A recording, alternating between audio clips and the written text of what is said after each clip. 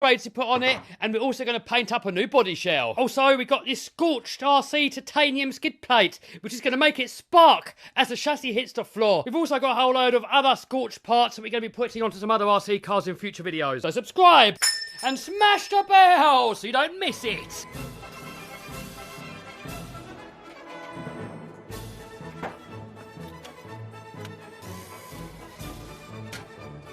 So here's the stock chassis brace. Yep, it's bent. So I've got this heavy duty stainless steel one here that hopefully is not going to bend. And if you want to know where you can get one from, I'm going to put a link to that down below. And also, there's going to be a link down below where you can get the car from and all the upgrades. So it's got these custom RC upgrades, aluminium knuckles, M2C chassis, chassis braces and shock towers, hinge pin holders, and a whole load of other goodies.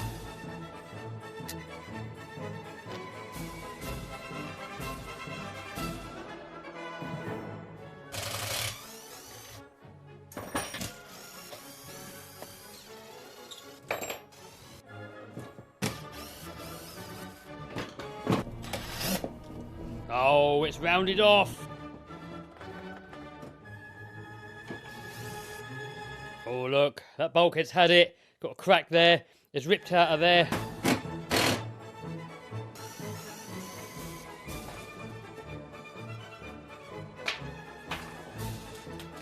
So this whole truck is actually running Jim's bearings, and so far, guys, they're still in perfect condition. Then you want to make sure that the diff goes back in the same way that it comes out of. If you put it back in the wrong way around, then the car's going to drive backwards.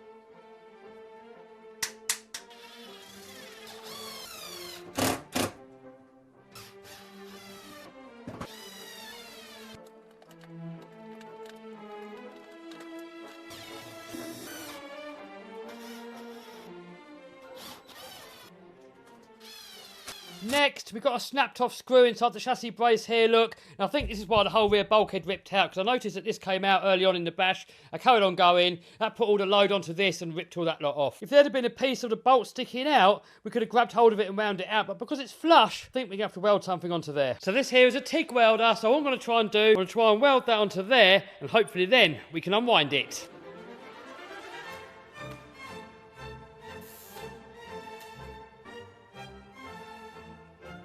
Ah, it's definitely loose, but it's getting onto a bit of a tough bit. Right, I'm going to keep wiggling it, and hopefully soon we're going to get it out. That's what she said. So I got it out a little bit of the way, and the welding rod snapped off, but there's now enough of it on there, so I can just grab it with this. God, it's tight. That's what she said. Boom! So next we're going to run a tap through there just to make sure that the thread's okay. Beautiful! And there we have a freshly rebuilt rear end. Check it out, guys. With it being a little bit longer, it's going to beef up the existing chassis, make it less likely to bend. And because it's made out of titanium, guys, when this hits the concrete, going up jumps and landing jumps, it's going to make sparks. And next, we're going to have to drill a couple of holes in the chassis here just to get these two screws in.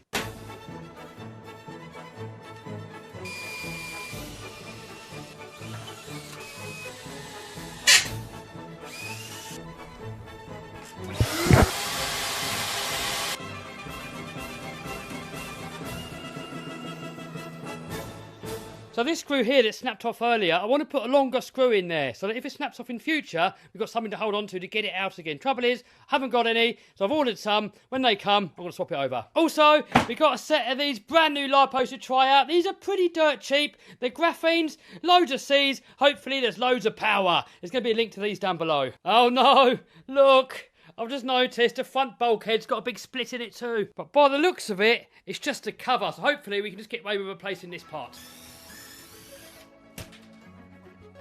But by the looks of it, the diff case is actually okay. We can just get away with just changing the cover.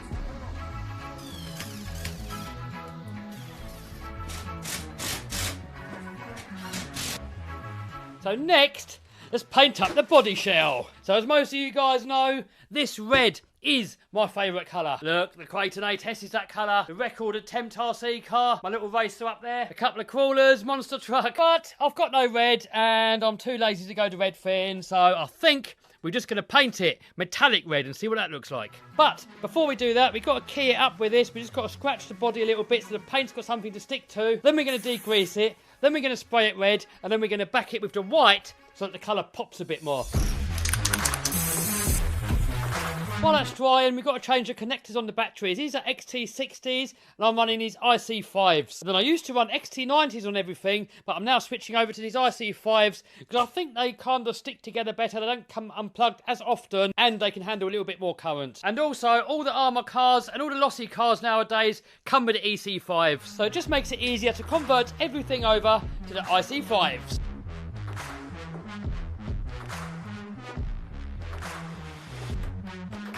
So this plastic piece here is actually likely to snap when you jump it hard and it slams down and hits something. These can break. So I'm going to get a bit of heat shrink and just put it over the top, and hopefully that's going to make it last longer. There we go, all soldered up. So next, let's get back onto the body.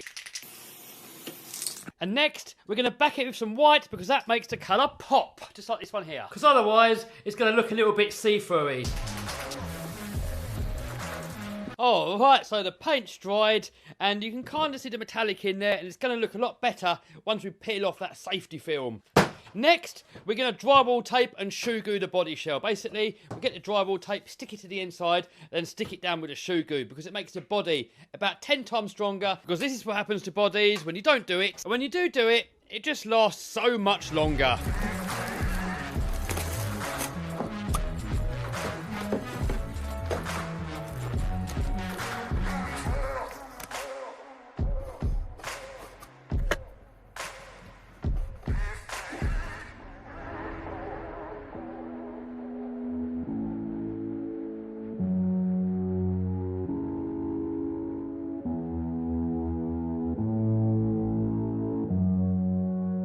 Alright, here we are on location. It's snowing, there's zero grip, but we're going to see what we can do. Obviously we can't give this a full destruction test because we just can't get the speed up, but we're going to have some fun anyway. Alright, enough waffle, more action.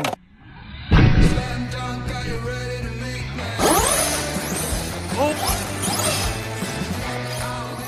It's handling the snow pretty good.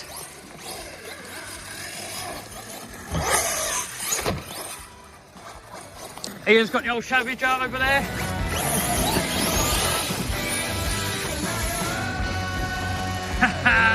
Crates are loving it in the snow. Oh, new body footage.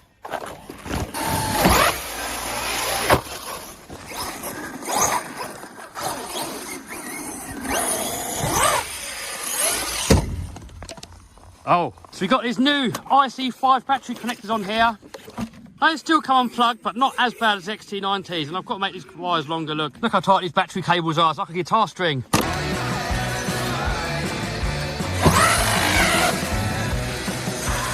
Oh! Oh, come out again.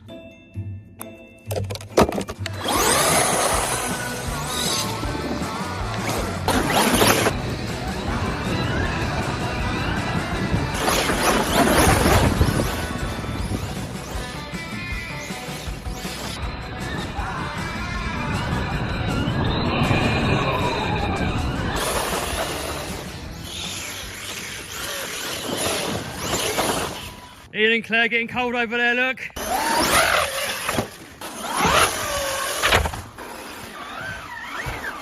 no, I killed it. Oh, alright, that's it. Game over. Look, dry shaft popped out. We're going to have a little modification for that. We're going to take it back to the shop and I will show you what we're going to do. So next, I've got a little fix for this. I actually got the idea from Martin, so we're going to do it to this. So when I first got this and done the RPM arm conversion, these used to pop out all the time. So I took out the washers that were on there and it kind of solved it for a little while. But now, I don't know, maybe the plastic's got more flexible. It started popping out again. So what you do is cut a little bit off of here. Not really sure how much. I'm going to go with 3mm. We can always put washers on there again if it's too much. So I've just used my vernier there just to mark it. Next, we're going to cut it off. Look at these beautiful custom RC upgrades, aluminium knuckles. The plastic ones I've had a few pop out with these.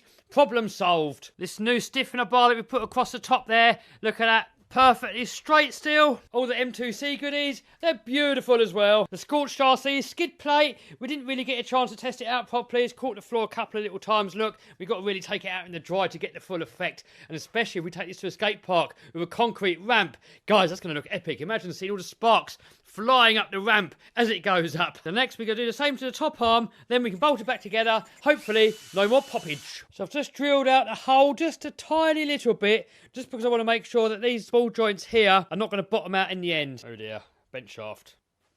When in doubt, give it a clout. Beautiful. Always worth putting these on when you're hitting stuff. You've only got one set of eyes.